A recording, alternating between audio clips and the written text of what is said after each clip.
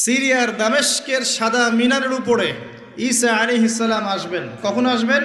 যখন মাসিহুদ দাজ্জাল বের হবে। ভালো করে বোঝেন, ঈসা আলাইহিস সালাম কখন আসবেন?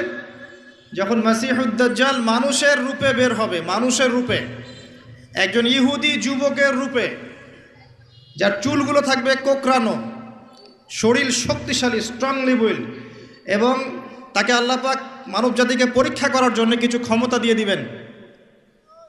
এটা নিয়ে আমি এখন কথা বলবো না। তবে দাজ্জাল আসার পরে আসবেন ঈসা ইবনে মারইয়াম।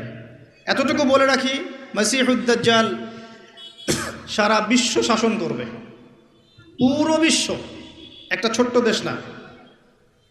মাসিহুদ দাজ্জাল পুরো বিশ্ব শাসন করবে 40 দিন, যার প্রথম দিনটা হবে 1 বছরের সমান, দ্বিতীয় দিনটা হবে 1 মাসের সমান, তৃতীয় দিনটা হবে 1 সপ্তাহের সমান।